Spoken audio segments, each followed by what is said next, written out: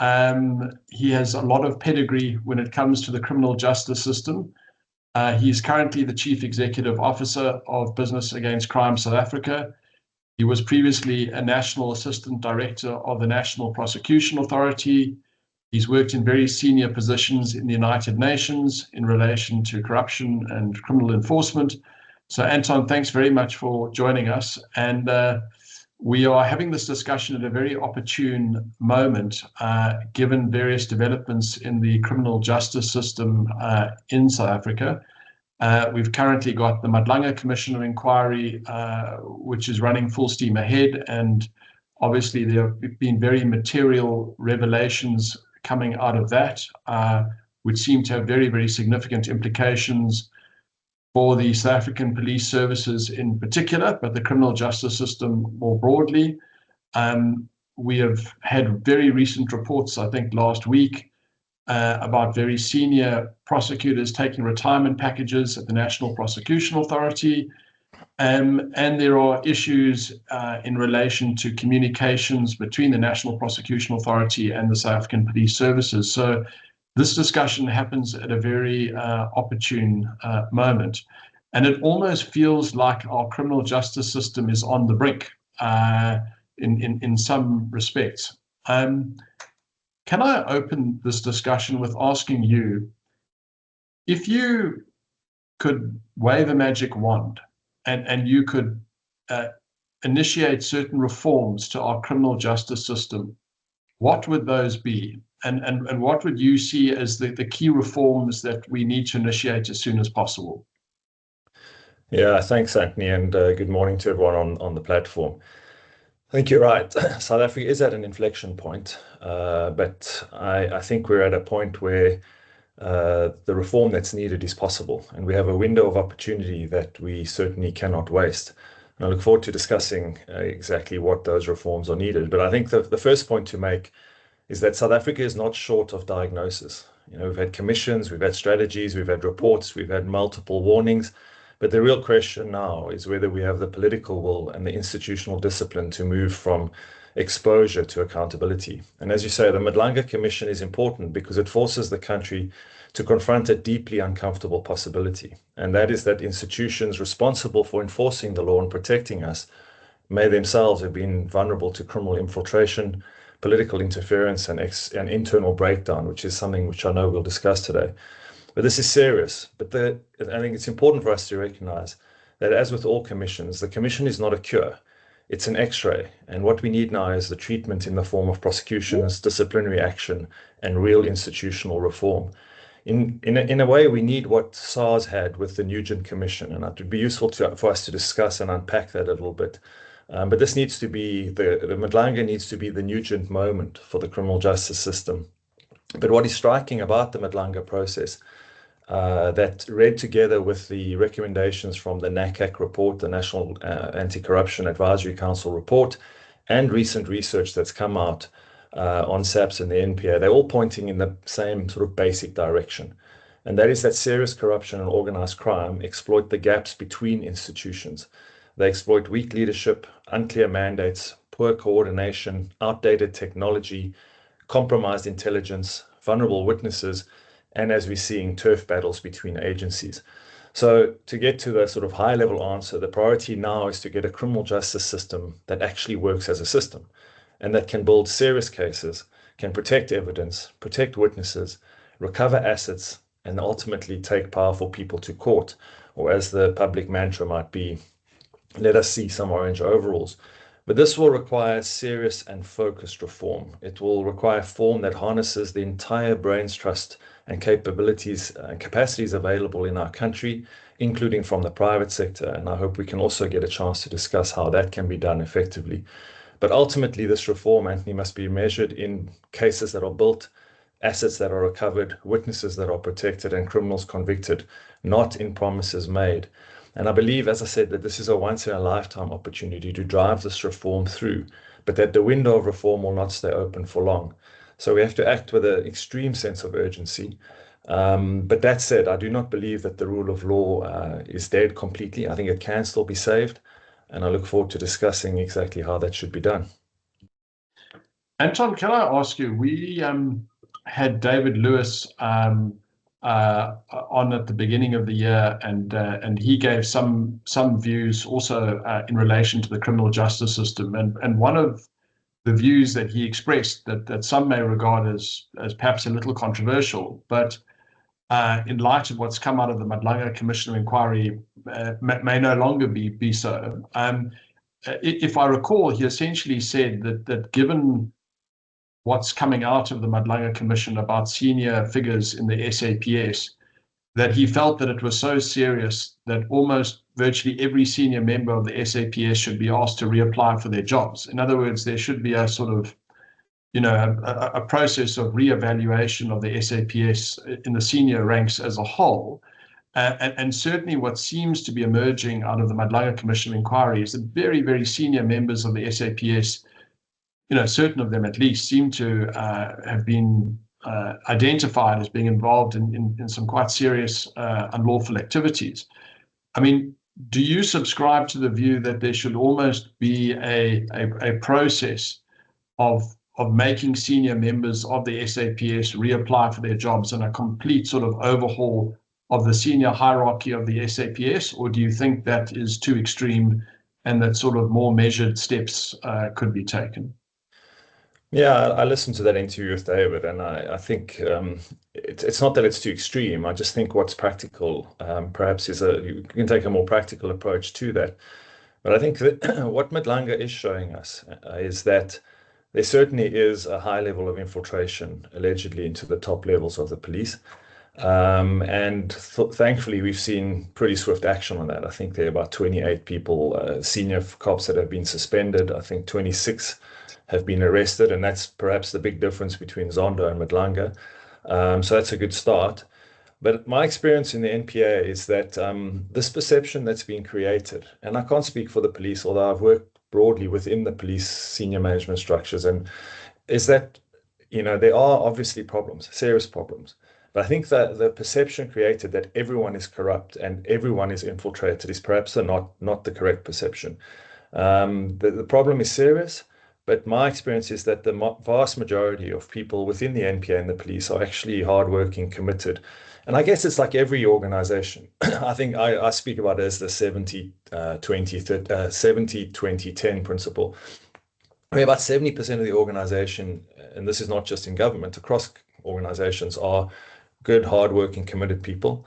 About 20% of them sort of sit on the fence. They're not exactly sure, and that's where factional politics and all that can pull people in different directions. Only about 10% are truly rotten. And those are the ones that need to be removed, because you can't reform without them being removed from their positions. But perhaps instead of asking everyone to reapply for their jobs, I think there are mechanisms that are being spoken about and that I hope will be proposed. And that is extensive vetting of the most senior colleagues. And I'm not speaking about sort of tick box, SSA type stuff. I'm speaking about doing things that are very practical, compulsory lifestyle audits. And I see they've started that process, particularly in the Justice Department, very in-depth financial disclosure systems, conflict of influence checks, and continuous monitoring of senior officials and court administration officials. And there's some really important things you can do. The first one is just unexplained wealth inquiries. We all know what everyone earns in the government. I will never forget when I was a junior prosecutor, there was a colleague in the Scorpions, a very prominent colleague in the Scorpions, who pitched up next to me in my parking lot in a ML Mercedes-Benz that cost at that time 460,000 Rand. And I just bought a Toyota Conquest, and I was on the same salary as him. And I needed my dad to sign surety for that Conquest because the bank wouldn't give me a loan on my salary.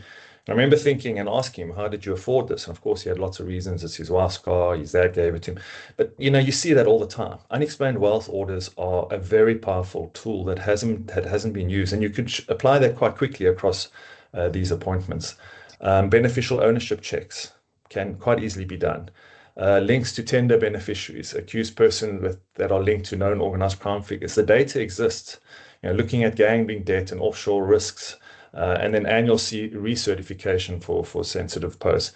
So I think there are ways of doing it without making everyone reapply for their jobs, but it needs to be done in a very structured, very decisive way. And I think that would make a massive difference, not only in confidence in the criminal justice system, but also helping to identify those that shouldn't be in their positions. Those sound like, extremely positive initiatives, and it sounds to me like that should be sort of root and branch, in the criminal justice system. That those kinds of initiatives that you're talking about should be, if I can call it, baseline initiatives that should be implemented immediately. What was quite interesting, a few weeks back, we had a chat to Edward Kieswetter, the now outgoing Commissioner of SARS, and you mentioned the Nugent Commission of Inquiry, and one of the things we said to him is, you inherited an organization post the Nugent Commission, which was almost sort of publicly discredited after the Nugent Commission report had come out. How did you manage to reform the organization and get it back on track and get it to the state that it's in today, where it's one of the most successful public institutions that are out there?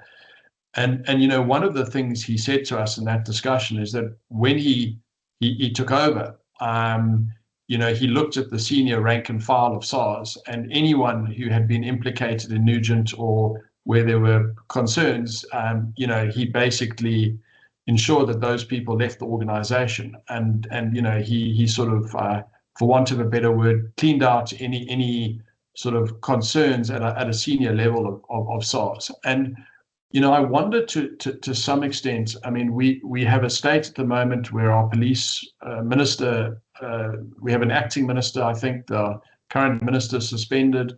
We have question marks over very senior figures within the SAPS ranks.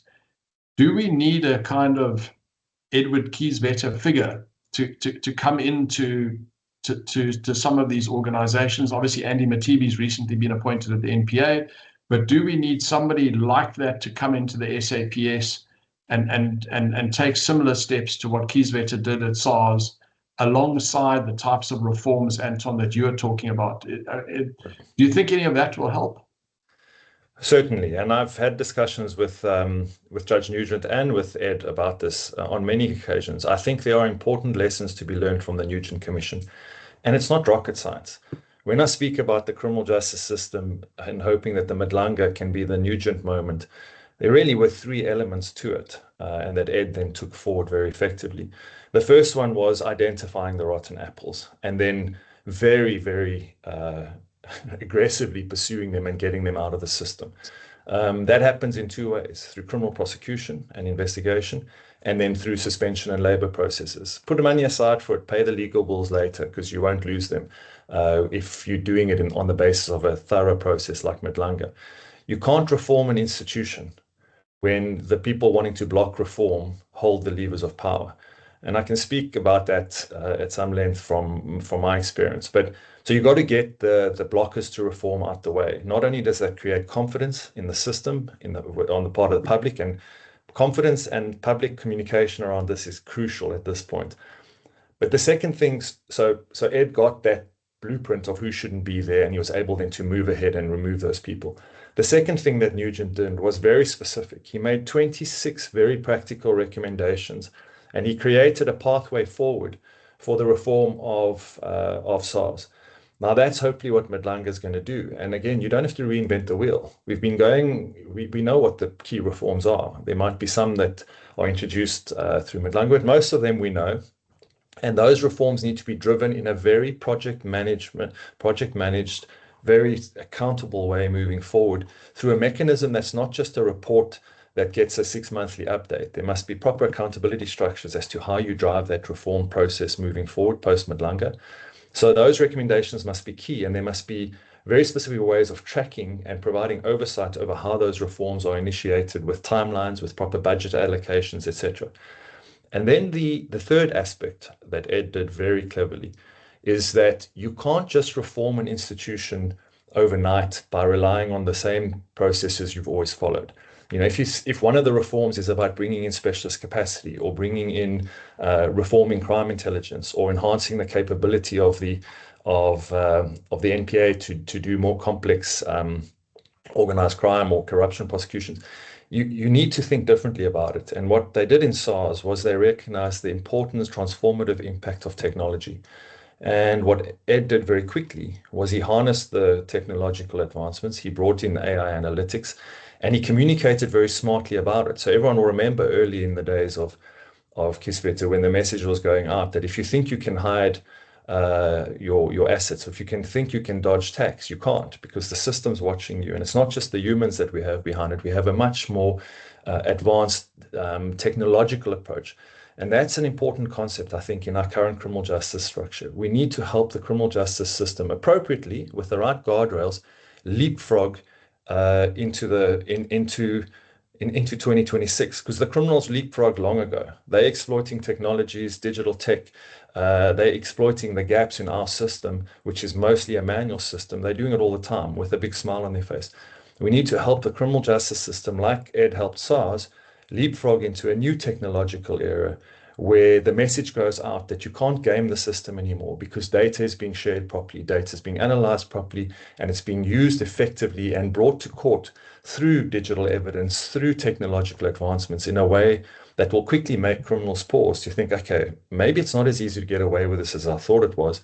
And that was the third aspect of what the Nugent Commission did. And that's something I really think we should look at for the criminal justice system. And Anton, do you see a role for the private sector in helping these state institutions sort of make that leapfrog step from a technological point of view? I mean, do you think that the private sector is well placed to assist the state in sort of making those technological advances? And what particular role do you see for the private sector in facilitating reform in the criminal justice system and assisting the state? How would you see that? So yeah, that could be a topic of, I think, many of these discussions, but the simple answer is yes. There are huge opportunities, and I don't think that the criminal justice system will keep pace with what's happening right now in terms of the organized crime and corruption space without this leapfrogging approach and without extensive support from the private sector. We have two very good examples in South Africa, albeit very different contexts. But we've seen in the last couple of years how the president, as a sign, I think, of strategic strength on his part, not a sign of weakness, as many people like to frame it, has brought the private sector into a very well-governed, very transparent partnership to tackle initially two of the country's biggest problems, energy and load shedding, and transport and logistics. And you can see the progress that's been made there. None of us are worrying whether this call is going to drop right now because there might be a bout of load shedding. And I think we're less concerned about the goods being stuck at the Durban harbour for the next 6 weeks. And those are examples of what happens when you bring the private sector in effectively. Of course, when it comes to the criminal justice system, it's much more complicated. And the private sector should only be supporting the system. It must never be replacing it. This can't be like the private security industry that comes in and takes over justice. The rule of law gets delivered in a country through its institutions of government. And our institutions are still young. Our democracy is still young. Our rule of law institutions are merely toddlers in the bigger scheme of things. So we have to support in building them, not replacing them. And policing, prosecution, and adjudication are constitutional public functions. So you could never outsource them, and you have to have proper guardrails in place. But there are very practical ways in which the private sector can help. And actually, I think that's the opportunity I saw when I decided that it was time for me to leave the NPA. I wanted to take my fight for rule of law and accountability in this country into another, what I thought the most effective option would be. I'd worked in civil society, I'd worked in the UN, I'd worked in government, and I saw the opportunity for the private sector in appropriate ways to come in and really assist the state to be able to keep pace. And that's really what BACSA is all about. And we have a new strategy that's designed to support in exactly those ways. And if we have time, we can discuss exactly what those mechanisms might be. Anton, anything you would like to ask at this point? No, I was going to say, isn't this the opportune moment to go on with that conversation that Anton was just, those topics that Anton just wanted to raise there? Yeah, I mean, Anton, maybe you could just give us some indication of practical steps that you foresee business doing in conjunction with the state on the criminal justice system, and what practical steps you think are doable within that framework that you outlined. Okay, so maybe the best place to start with that is, as I said, this is a process that must be government-led. This is not the private sector taking over government's role. And what we've seen is the president being quite proactive in that regard. And again, when it comes to sort of the naysayers about South Africa, I keep reminding them that we're actually we can be quite grateful that we have at this stage a president that came to power on a rule of law platform and who stayed in power on a rule of law platform, and is now trying to save that rule of law in the country through innovative ways. So you would have seen, I mentioned the two previous streams around energy and logistics, but about 2 years ago, the president's launched, as part of this public-private partnership, what was called the Joint Initiative on Crime and Corruption, or JIC. And that started quite slowly and put in place all the guardrails. And one of the first initiatives it did was partner with the private sector to help develop a standalone, independently run digital evidence unit that provides specific support to the National Prosecuting Authority, particularly to IDAC.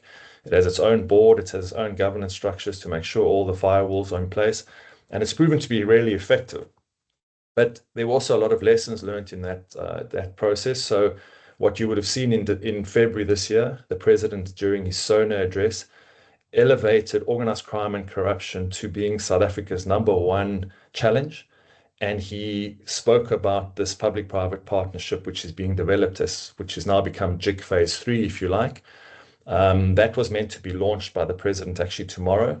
It has been postponed, I think, until August, but that provides a very structured way for the private sector to work with the government leading on a number of key asks for support.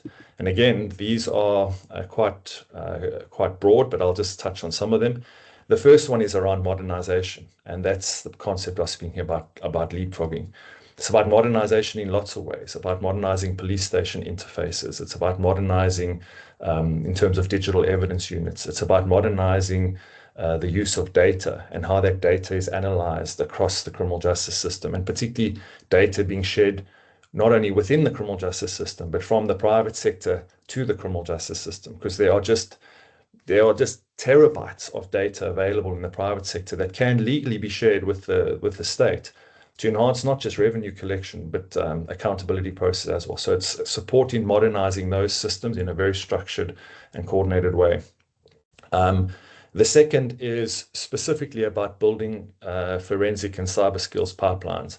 And that's about seconding specialists, funding fellowships, training investigators and prosecutors in forensic accounting, blockchain tracing, cybercrime, procurement analytics, beneficial ownership, for example. And this is really where the private sector becomes the most useful, because the skills around digital evidence, digital forensics, and AI analytics are very difficult to attract and retain in the government. In fact, those skills that did exist in the government were unfortunately some time ago poached by the private sector. So a lot of those skills don't sit within government, and it's not very realistic in the short term to think you're going to bring them back in a permanent way. Of course, you do need to create sustainability, so you can't just outsource all of it without a capacity building component. But the reality is that if you're going to need to rely on those skills, which you will need to going forward, those skills are in the private sector. So the point there is for the private sector to donate those skills back to the government in a structured way to provide that kind of support. The next area is around supporting whistleblowers and witnesses. They're the private sector, and we know we have the new Protected Disclosure Act that's out for comment. The private sector is going to have to play a key role here, not only in funding independent whistleblower support, legal advice, trauma counseling, etc., and temporary income support, but also making sure that within the private sector context for whistleblowers, there's a lot of support provided there. And just on the issue of reemployability, the private sector can't sit back and say that the state must manage the whistleblower and witness protection problem. It also needs to play a key role in it. And there are others, but I'll mention the last one, and that's about hardening vulnerable sectors against organized crime and illicit economies. And we're seeing this in the construction, logistics, mining, transport, retail, banking, and telecoms. There's a lot of there's an important role for them to create sector-specific anti-extortion and anti-corruption compacts, and to work with the state in providing specific input into those crimes, because those crimes, particularly in extortion, illicit metals, and fuel, are massive impacts on our economy, and the private sector has a key role to play there. Perhaps the point I'll just end on this is that it's linked between witnesses and whistleblowers and digital evidence. The reality in South Africa is that it's an extremely dangerous place to be if you become a whistleblower, especially if you're going to transition into becoming a witness. We've seen that, and the state has a witness protection program, but I don't think it's realistic to expect the amounts of people to come forward with information in this climate. So one of the things you need to do is really reduce the need for whistleblowers to have to testify in court, particularly in complex organized crime cases. And the best way to do that is to enhance the state's capability to engage with digital evidence, because there's virtually no organized crime or cybercrime or corruption case that's not committed almost completely on some digital device, a cell phone, a laptop, etc. Enhancing the state's ability to be able to get that evidence or that information off encrypted devices, effectively turn it into evidence, reduces the need for whistleblowers. It removes the incentive for corruption and intimidation, because you can't really corrupt or intimidate a cell phone or a laptop.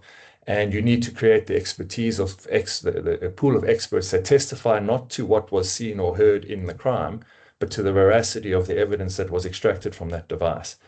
That is how modern jurisdictions move these cases forward more quickly.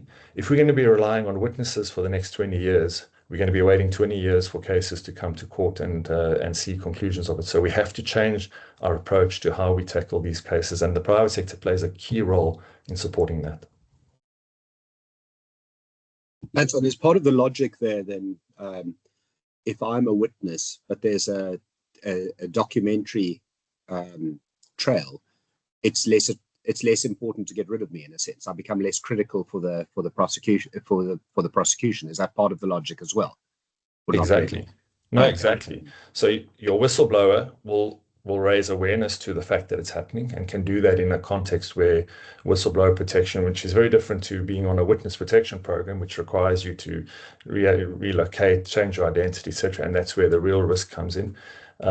It's just the most effective way for dealing with organized crime and corruption cases. And most importantly, it also allows for guilty pleas early on in the process, because I think we've seen that there are some cases in the country that are led by the most senior and experienced prosecutor, that have been supported by the top senior counsel, that have taken 20 years just to get started, let alone get completed. And if that's the model that we're working on, and we're seeing the level of Stalingrad tactics and delay tactics, we have to change our approach.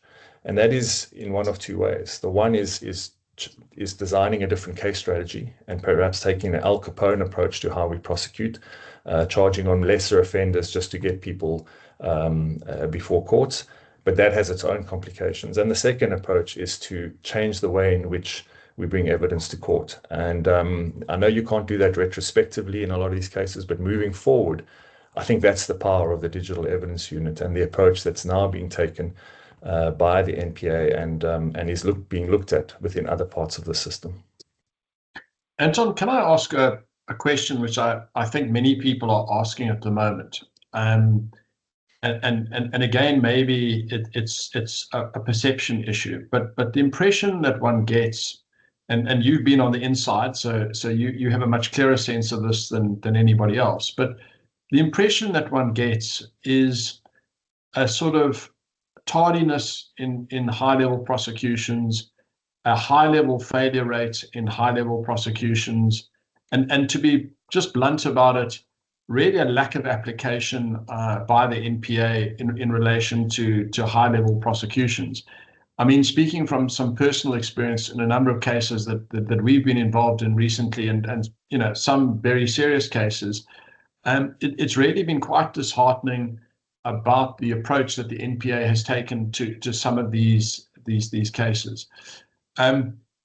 Is there a kind of, as part of the reform process that you were outlining, I mean, do we need some sort of fairly fundamental reforms? And I'm just going to throw some out there and tell me if you think any of these are realistic. But for example, we had specialized commercial courts created.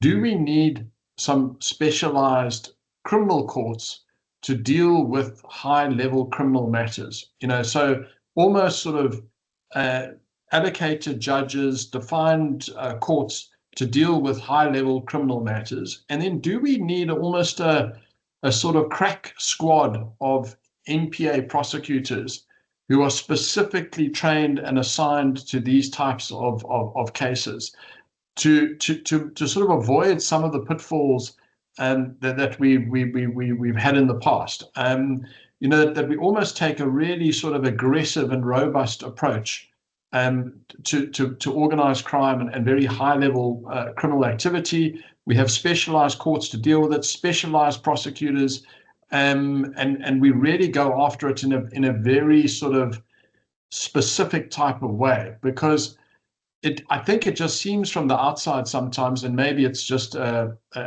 case of who one deals with within the NPA, but certainly that there are certain prosecutors within the NPA who have a very lackadaisical approach to dealing with very significant criminal matters, who don't prioritize it, and one just gets the impression that they're going through the motions, and there's no real attempt, to bring these kind of guys to justice. And do we need a more orchestrated approach to this issue? Yeah, we certainly do. I mean, it's a complicated answer with many dimensions, but let me try and pick out, say, three of the most important things to do now. Firstly, you're right. It's a question of prioritization. We're not going to be able to prosecute all these cases. We're not going to get them moving through the court as fast as are needed to be a real deterrent. So we have to look back at the lessons from history. And many people on this call will remember that in around 2001, 2002, South Africa was facing a crisis that started in the Cape Flats with gangs that seemed to be completely out of control, with PAGAD, bombings, a whole range of serious incidents, which then morphed into a complex organized crime crisis that the country is facing. And what the country did then, and the NPA did then, was exactly what you're suggesting. It created a crack squad, took an 80-20 principle approach, and started focusing in a very coordinated, prosecution-led way on the 80% of the 20% of the crimes that were causing 80% of the problems, not only in perception, but in reality. And obviously, I'm speaking about the creation of the Scorpions unit.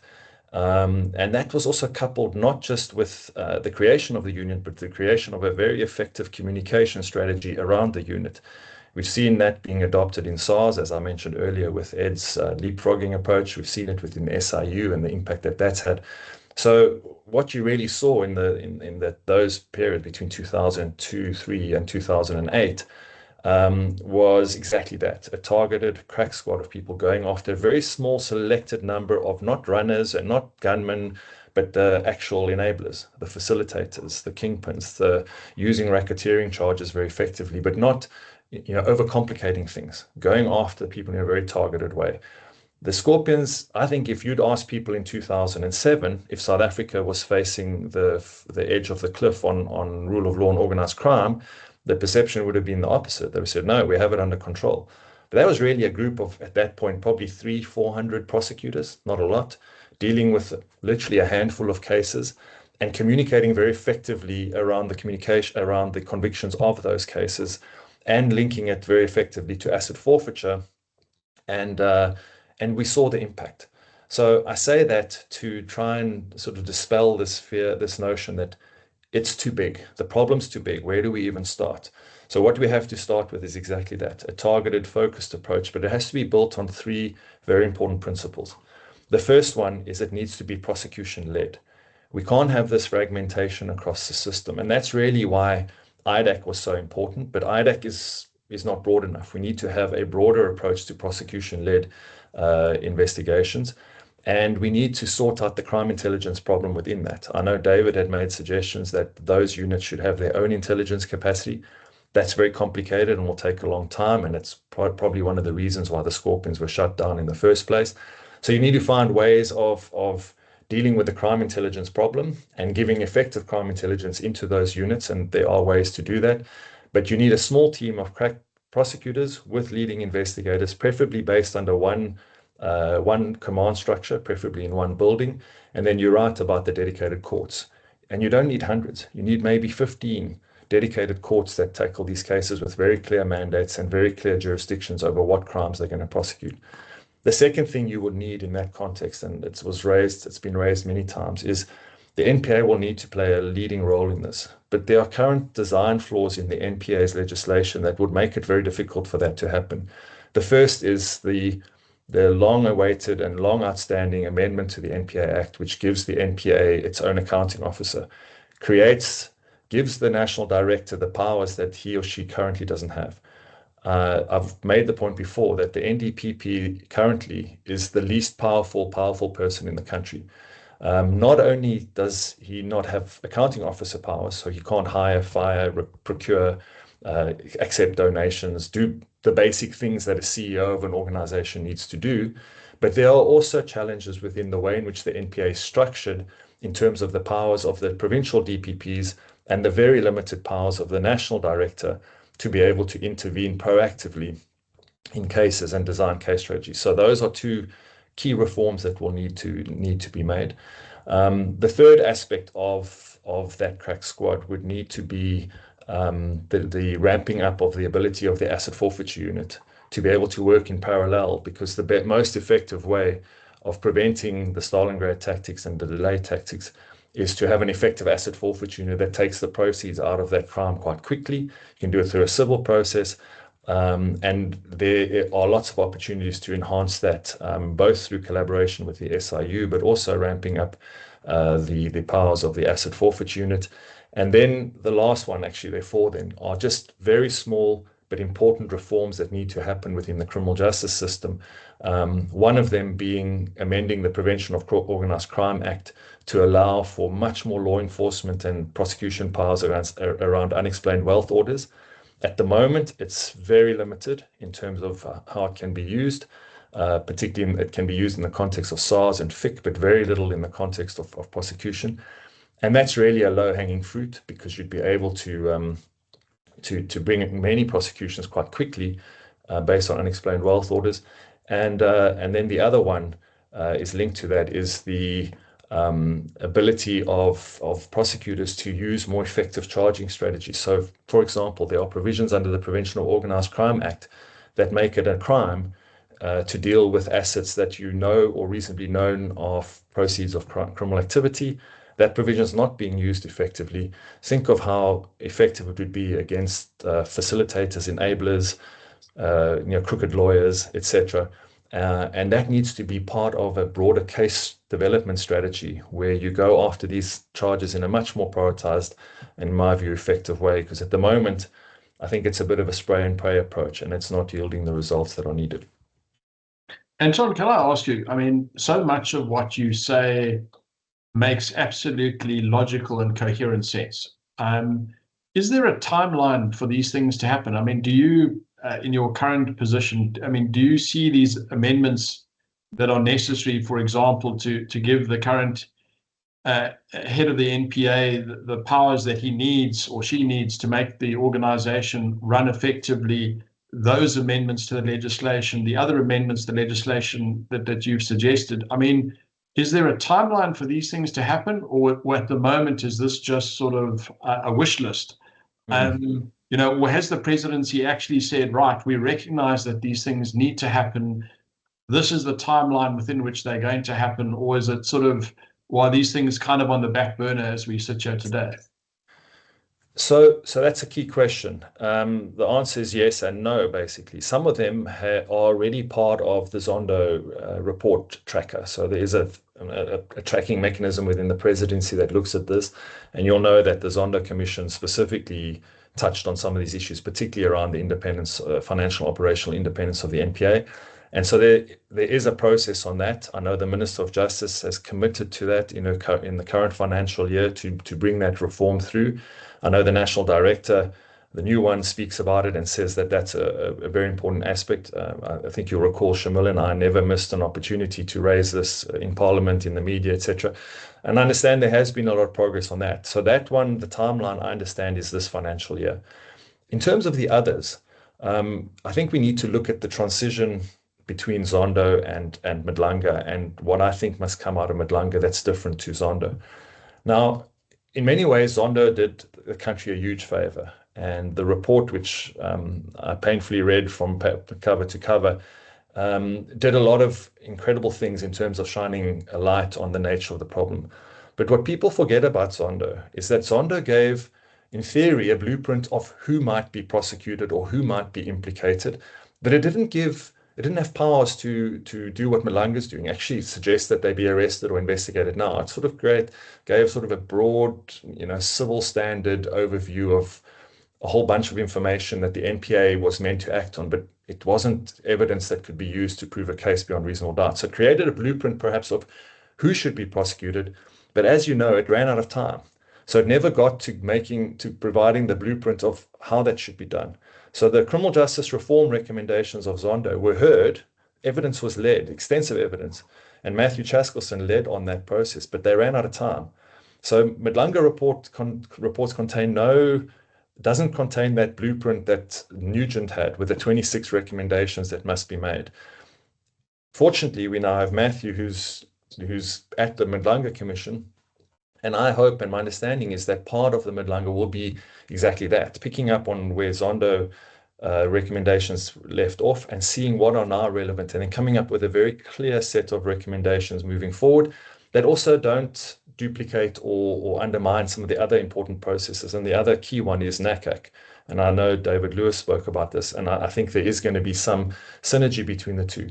But to make that work moving forward, it can't be a broad-based, well, we'll have a report back to some task team over the next 4 years.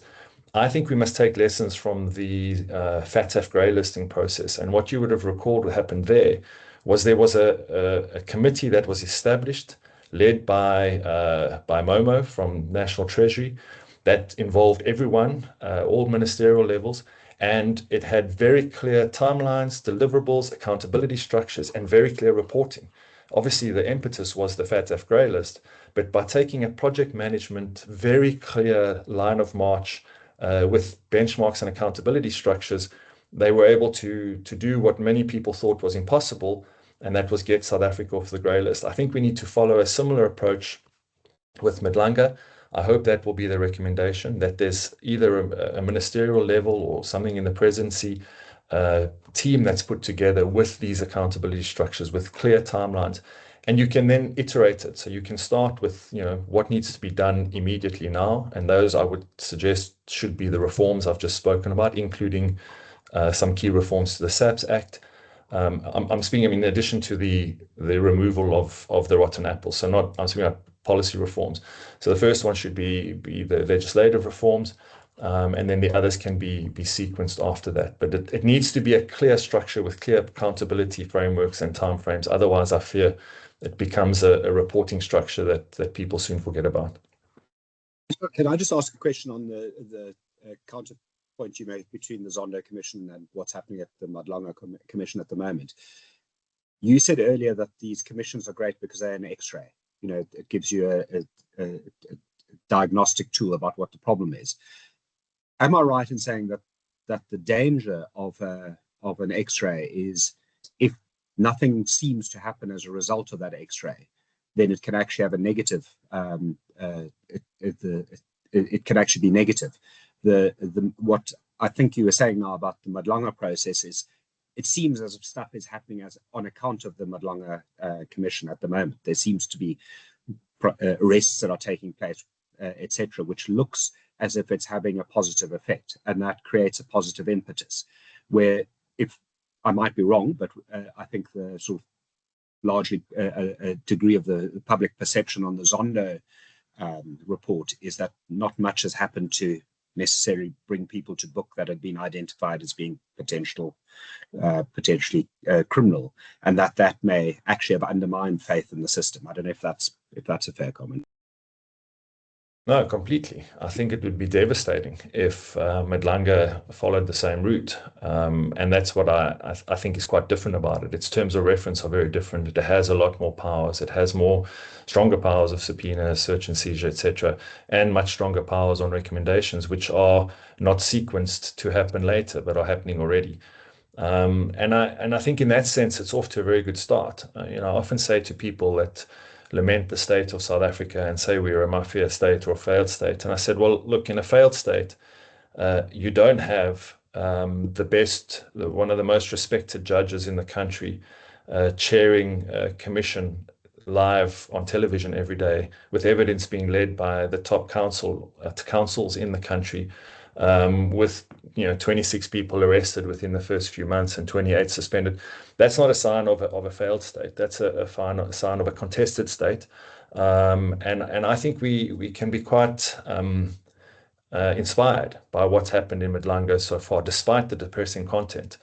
And the content is depressing, but it's not all too unsurprising, I think, for many. I think this has been a long time coming, and I think the fact that it's playing itself out the way it is hugely significant. But the real test, as you point out, is what happens next. What happens post the report? And I also wouldn't be one of those who suggest rushing it. I think if they need a bit more time to write the report and to get the additional information, I think it's worth giving them that time.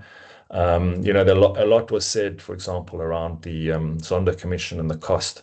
And even although Zondo Commission didn't have that strong accountability framework, which Mdlanga has, if you look at the R1 billion that was allegedly spent on the Zondo Commission, but I just know from our work in the asset forfeiture unit that sort of almost directly linked to some of the Zondo revelations. There was a 14 billion recovered in assets, and most of that went back to the criminal asset recovery fund. So the return on investment on this will be huge. I think we must give it time, we must give it support, and but we must insist that those accountability and clear reporting structures and implementation pathway are very clear once it ends. Anton, you also dealt with what you call private enablers, and I think these are sort of private citizens who are either trying to infiltrate the criminal justice system, whether it's in the form of the police services or the NPA, etc. And these are also the people that are involved in illegal tenders and various other types of criminal behavior. I mean, do you see more of a role, for example, in your type of organization, in helping to identify these people and maybe creating some sort of blacklist or something which is much more transparent and much more public about what I call the private enablers? And it's not just sort of the conventional rogues. I mean, we know that there are law firms out there are accountants out there who facilitate money laundering in various guises. And it seems to me that there needs to be greater levels of transparency and accountability for these kinds of individuals and organizations. I mean, have you got any thoughts around that and how that could be done? Fully agree. I mean, I've spoken at so many conferences where the solution to this problem is orange overalls, and the reason why corruption is so bad in South Africa is because of the failure of the criminal justice system and the state to bring about those orange overalls. And I keep saying, look, you're never going to prosecute your way out of this problem. The state comes at the end of the problem. We need to have a much stronger focus on prevention and upstream interventions. And of course, that's a much broader discussion. But one of the elements of that is the industry and the other enablers. If you look at accountability can't just be about the criminal justice system. I mean, it would be an interesting study to look at how many auditors that were implicated in the Mdlanga and in the Zondo Commission have been investigated, suspended, and referred for prosecution. The number is very low. I've had a look at it. It would be interesting to see how the legal profession has responded. I mentioned earlier about the provision, the section in the organized crime, in our organized crime statute, which allow for the prosecution of people that have used illicit proceeds of crime that they suspect are from crime. I wonder how many lawyers that are being paid by some of these implicated individuals should be looked at in that context. And it's not just lawyers and the auditing profession. It goes beyond that. And we've seen it with the FATF process as well. Part of the problem was that South Africa was prosecuting money laundering basic ones, but not the enablers, and that's the very people we're speaking about right now. And it goes beyond, as I said, just the law firms and accountants. So there's a lot that needs to be done in that space, and the targets have to include beneficial ownerships, owners, front companies, trust accounts that are abused, procurement intermediaries. Of course, there's also the whole idea of politically connected fixers, and how these are not prosecuted. And that's where we need to look, to the left, if you like, of the criminal justice process upstream. And there are entities within the state that have an incredible amount of data that can help with this process. I'm speaking about the Financial Intelligence Center. I'm speaking about SARS. I'm speaking about the SIU. And we need to bring those into the discussion. And I'm pleased to see that they are increasingly part of the discussion in terms of how the data that they have can be used, and the mechanisms they have can be used as an accountability mechanism that has probably the most effective prevention outcome before we start relying just on the criminal justice system. But even when it comes to the prosecution angle, there it comes back to the prioritization. And how do you then focus not just on the triggerman and leaving the money machine intact? That's like pest control with leaving the nest untouched. It's just not going to get us where we need to go. So it's part of that prioritization approach I'd spoken about earlier. And one just last question from my side related to that. I mean, do you think perhaps there needs to be better coordination between the banks, SARS, asset forfeiture, the NPA, etc.? Because, I mean, ultimately, in order for the criminals to benefit, they've got to house their money somewhere. And invariably, that's in a bank account somewhere. And, one does get the impression that there are lackadaisical controls within the banks from a FICA point of view, from the types of people they're allowed to open accounts, large money flows through accounts, which should be red flags. Do you think that there needs to be a much heightened level of coordination between the banking industry and law enforcement, which might start having some real practical impact? For sure. And it's not just the banking industry. It's the telcos, it's the insurance companies. They've got masses of data. And because of POPIA and other regulations and industry competition, they don't necessarily share that data very effectively amongst themselves. But there are legal provisions that allow them to share that data with law enforcement in a much more coordinated way. So it's one of the key initiatives that we're supporting at BACSA. And it's actually one of the initiatives under this joint initiative on crime and corruption that I spoke about, which is creating an advanced data sharing and analytics capability, which could be led by the state, possibly housed within the FIC or somewhere else, where we do just that. And we've got massive support from the telcos and from the banks to come in, who are very willing not only to bring their expertise and the platform technologies to be able to share this information within the law and within all the restrictions, but also willing to actually do it for the purposes of tackling both the illicit economy, which is a major issue, plus the accountability deficit. So it's definitely one of the leading initiatives. We are quite well advanced in those discussions. And for me, the message around that will be vital. At the moment, criminals look at the system and the private sector and they see so many gaps. They know they can game the system because the data is fragmented, it's not shared. If they get caught by one bank, they'll move to another bank, but that data is not being shared anywhere else. We need to create the impression fast that data can be shared, will be shared, and that if you thought you had places to hide your money, move your money, and that the other banks, firstly, but most importantly, the criminal justice system wasn't going to know about it, you've got to rethink it. That's what SARS did when they introduced new technologies into their processes. That's the same message that must go out now, and I think it will have a really, really impactful effect. Anton, we're coming to the end of our session, and you've been great, and I think very illuminating about sort of reforms to the criminal justice system, what should be done, hopefully what is in process, and what we can look forward to coming out of the Madlanga Commission. Just in the last few minutes, are there any last thoughts that you've got about sort of important priorities post Madlanga? If the president sort of had a a couple of sort of absolute priorities post-Madlanga to keep the criminal justice system on the right path forward. Could you give us your sort of top three, which may just summarize some of the points you've already made on the call, but what do you think should be the top three priorities post-Madlanga on the president's list to really reform the criminal justice system and get us back on track? So the first one is about people. Get the rotten ones out and bring in the right ones into the acting positions. We've got some good people in the system that have been appointed now, but there are too many acting positions. It's going to be difficult to drive the Madlanga reform process with those acting. So get out the bad people, bring in the right people, and then empower them. Empower them with budgets, empower them with political cover, and we need to get the public behind these people, not in a whitewashed way, but that's the first thing, people. The second one is, pick the top level reforms and put dates and accountability structures to them. The first one is the NPA Act that I spoke about.